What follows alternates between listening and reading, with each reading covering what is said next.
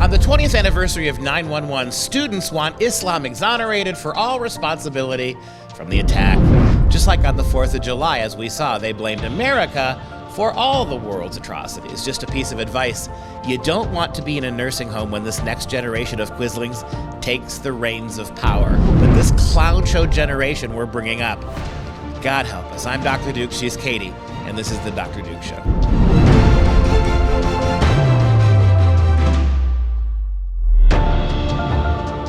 Hello, everyone, and welcome to the Dr. Duke Show, the only program that keeps you educated on the craziness impacting K-12 classrooms and college campuses around the world. Today's show is sponsored by Mike Lindell and our friends at MyPillow. MyPillow is always offering great deals, and this week they want to have you sleeping on the best sheets you can find. That's right. Their famous Giza sheets are available right now, 50% off. That means you can get two for the price of one. All you have to do is use the code Dr. Duke. That's DRDUKE. Visit mypillow.com and save up to 66% on all other sleep-related items. Again, that code, Dr. Duke. All right, today we start at the University of Florida, where typical brain-dead college kids born years after the 9/11 attacks took place believe any classroom discussion on the deadliest terror attack in U.S. history should avoid the gruesome details and blame, since, you know, America's so terrible. Roll that footage. When talking about 9/11, what do you think we should avoid? I think we should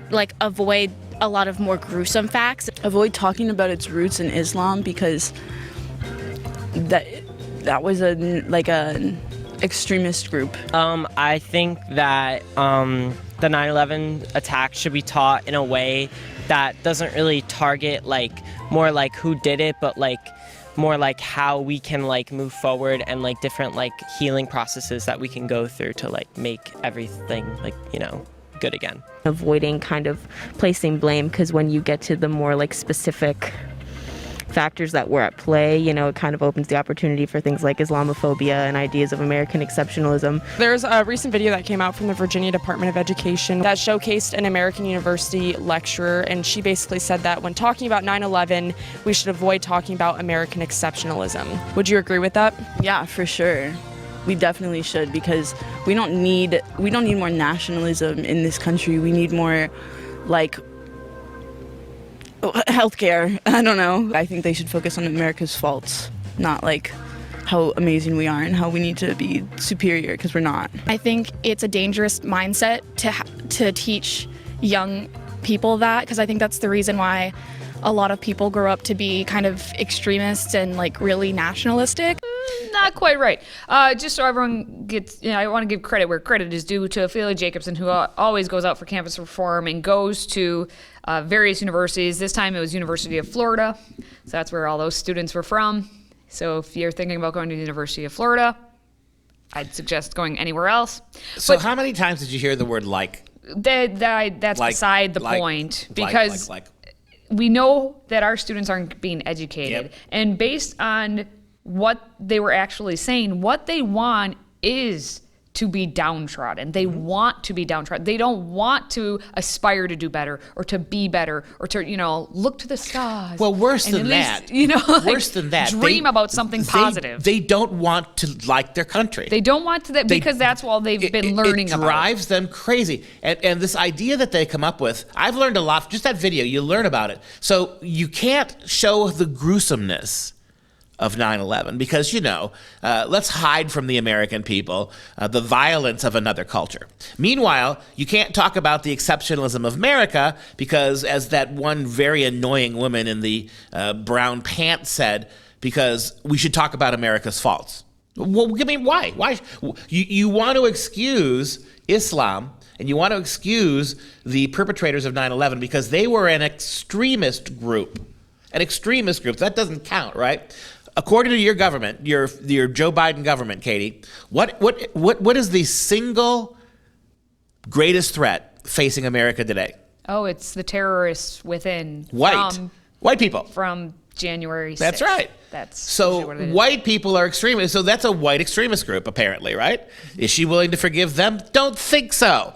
Well, it just goes to the fact that we know the students, what did they learn? Let's take it back a step. What do they know about 9/11? Because if they're in college, it's whatever they maybe got in their high school history course. I've been in high school history courses. If you go chronologically, you don't even get up to 9/11. You barely get past the Vietnam War. So the only thing that they maybe know about 9/11 is the gruesome images, and they don't want to have their feelings hurt, so they don't want to have to look at that. And all they know about history and about America is that we're bad. The colonies were bad. We're colonialists, and then so that means anything that we've done is bad. The thing that's so frustrating to me though, is the degree to which they are willing to exonerate the worst possible behavior because you're not white or you're not American, and the glibness with which they say they're bending over, they're contorting themselves in knots, right, to apologize for everybody and anybody else.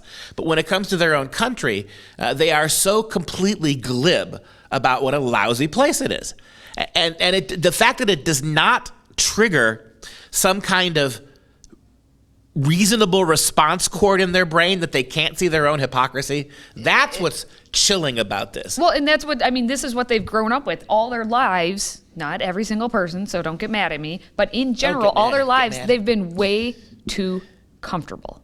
Well, they don't know any.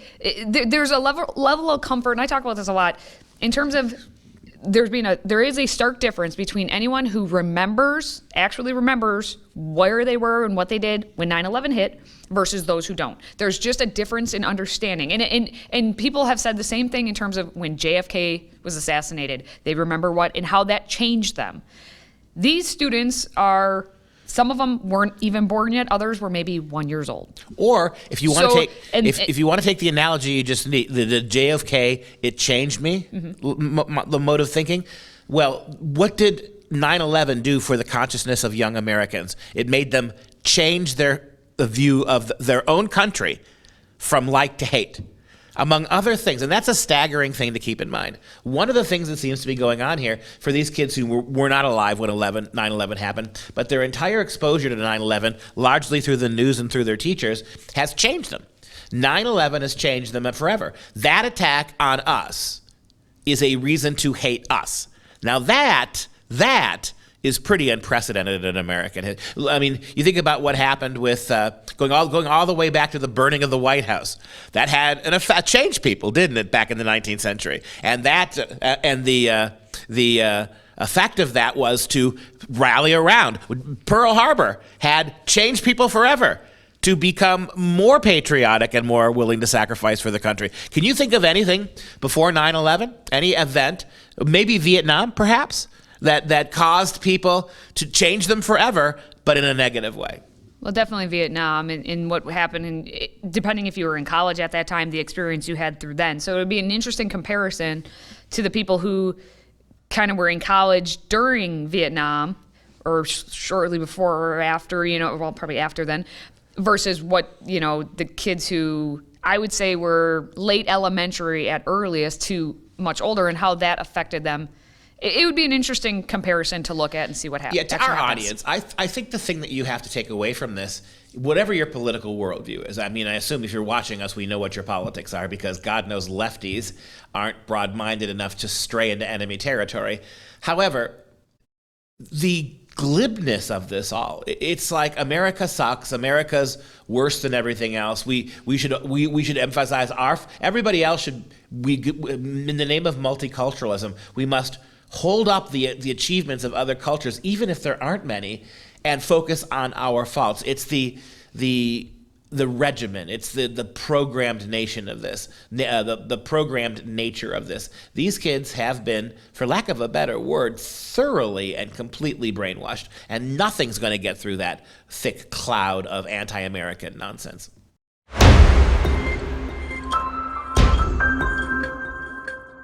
Now, before we move on, just a reminder that if you enjoy our content, please consider joining the Patriot Club. Your tax-deductible donation literally keeps this show going. Simply visit patriotclub.us to get signed up. That's patriotclub.us. And as a special thank you, we will ship you our brand new American Patriot tumbler, etched with the muscular likeness of our first president, George Washington.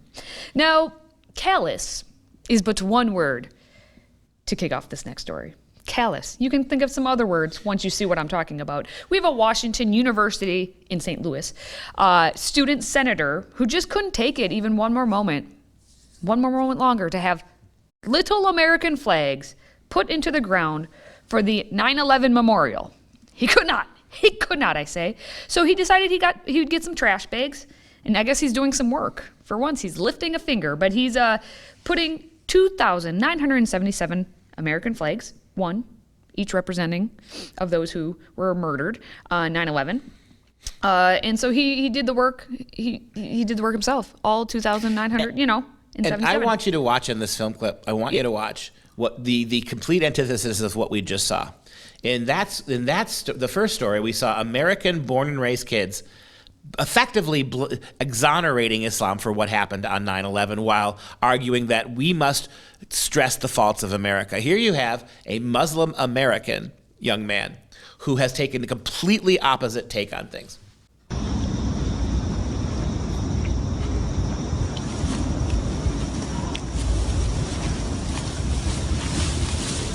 What's up? Who are you?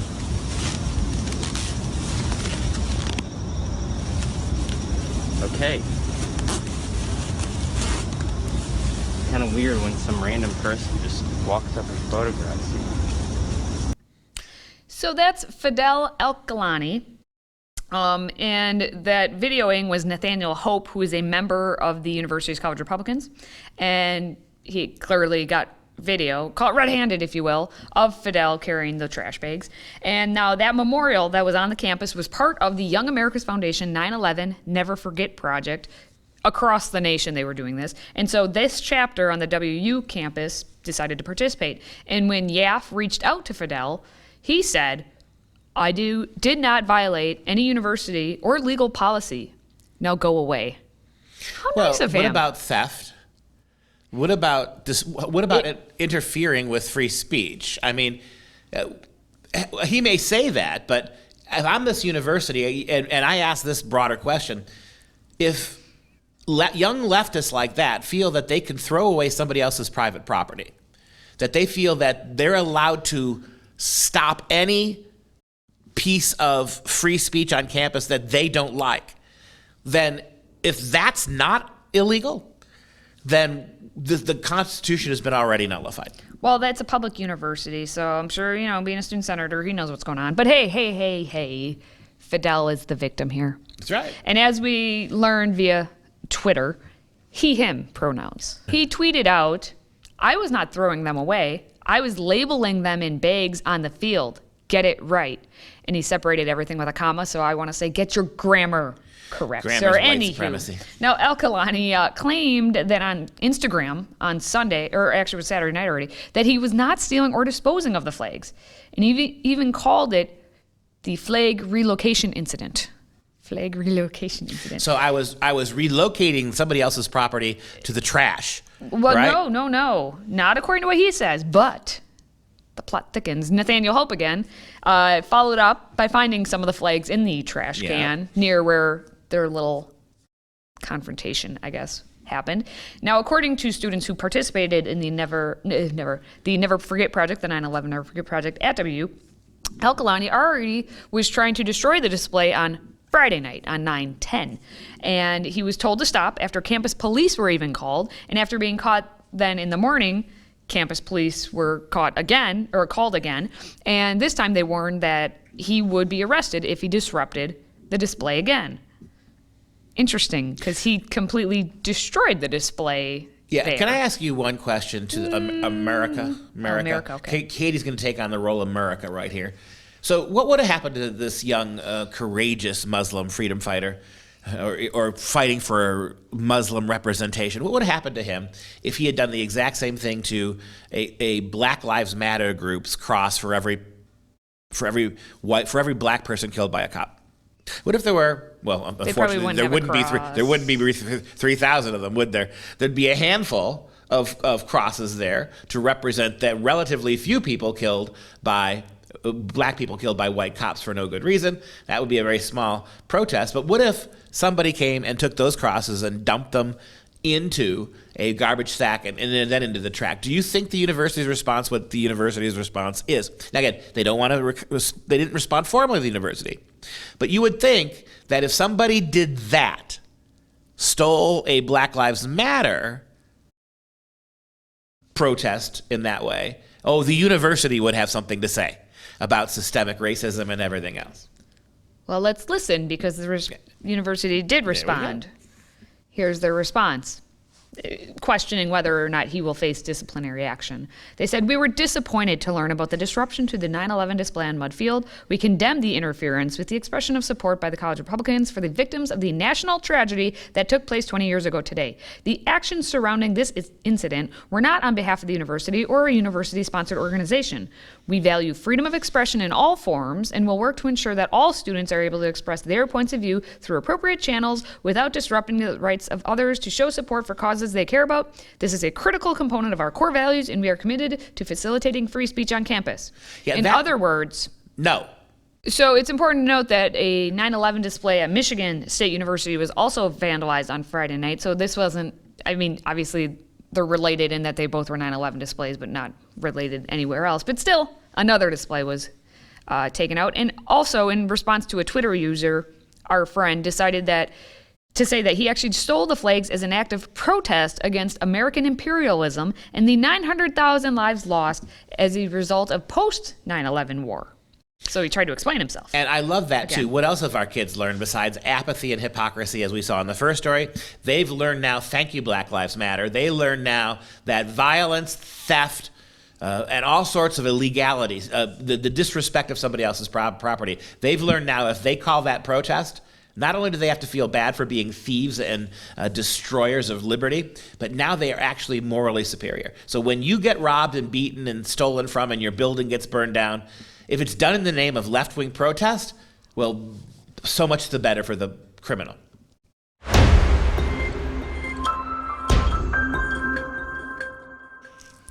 Now, you hear all the time about people doing 21-day eating challenges, 21-day cleanses, and it's all, they want to detox and they want to get healthy again.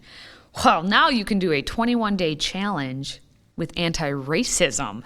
That's a good one. The State University of New York, SUNY, at Cortland, is holding a 21-day anti-racism challenge as part of the college's commitment to equity. There's no start date or no end date, so take the course as you will, and you can begin whenever you like, they say. It's, as they say, an opportunity to learn and grow as individuals and as a community. Foster awareness, compassion, and understanding. Encourage dialogue surrounding difficult topics. Begin to understand issues of power, of privilege, oppression, equity, and social justice. You want to learn how to better support Black and underrepresented colleagues, students, and community members. And you will become empowered to confront issues of racial equality. Is it Best infomercial ever. Is it really actually true to say that these are underrepresented people? No. I get it. So on a typical campus like that, African Americans may be, 7-8%, not necessarily the 12-13% they are, depending upon the campus and where you are. But are they really underrepresented when you have so many voices on almost the single monolithic voice of the campus speaking out for them, privileging them? All of these programs geared to make them feel not just welcome, not just equal, but in many ways superior and privileged. You have separate segregated graduations for these groups. Now, are they really underrepresented where the entire administration, the entire faculty, and almost the vast majority of the students speak only on behalf of them?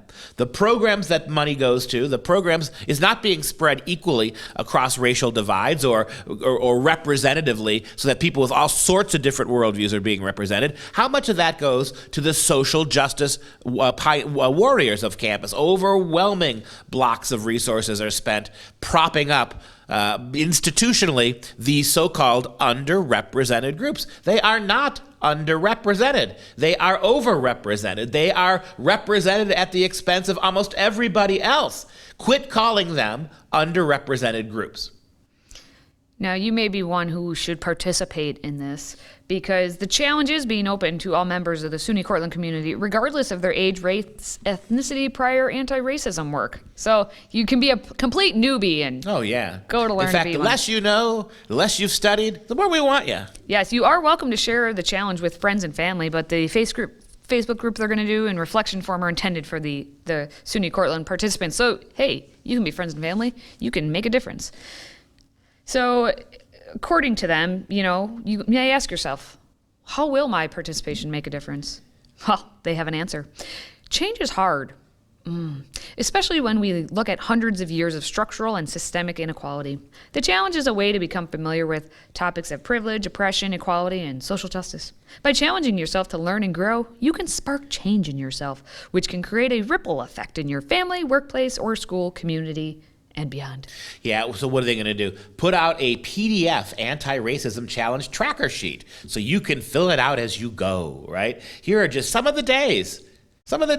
Week 1, Behind Racism, Becoming an Anti-Racist, History of Racism, Effects of Racism, Understanding Privilege, weeks 2 and 3. It goes on and on. There's a little graphic for you. All those wonderful things. The Wealth Gap, Understanding Privilege, Black Lives Matter, Other Identities.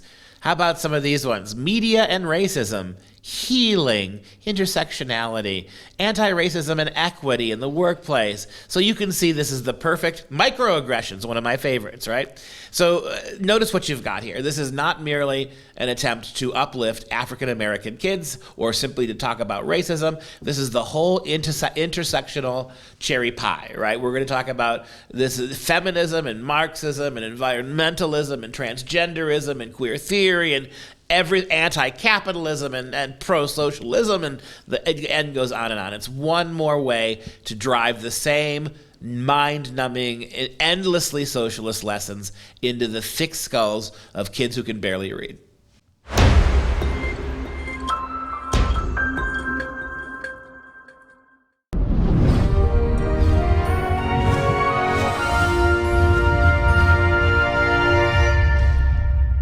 It's also time for some real education to start the week. We're celebrating the work of Johannes Vermeer, also known as Jan Vermeer. A couple of years ago, I think we did at least one of Vermeer's paintings, and so I wanted to focus on him for a whole week. He's really a remarkable painting. He was one of the great Dutch masters who I don't think is as known, doesn't have the popularity of somebody like a Rembrandt and some of those other great painters of the age.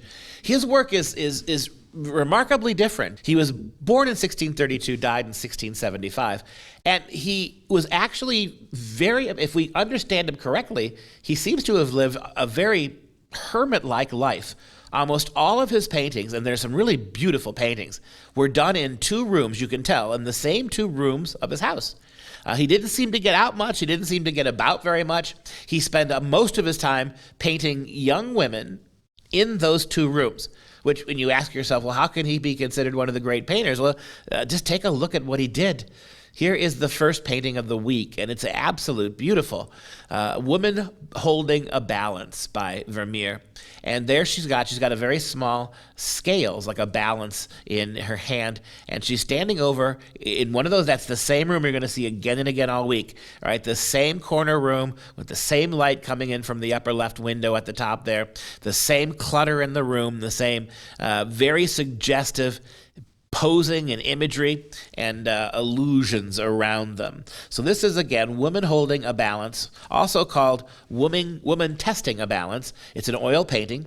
It is now in the National Gallery of Washington, D.C., so you can see it right here in America. At one time, the painting, which was completed about 1663, was known as the Woman Weighing Gold, but closer evaluation has determined that the balance in her hand is empty. The scale, opinions on the theme and symbolism of this painting differ. differ, with the woman alternately viewed as a symbol of holiness or earthliness or humanness. In the painting Vermeer has depicted, however, we discreetly see to be a young pregnant woman holding what is a balance. And that changes, that tips the scales, no pun intended, in a certain way. So she seems to be pregnant. And there's a jewelry box on the table, pearls and gold spilling over. A blue cloth rests in the left foreground beneath a mirror, and a window on the left, unseen save its golden curtain, provides light. Behind the woman is a painting of the Last Judgment featuring Christ with raised and outstretched hand. Is it possible this is a Madonna scene?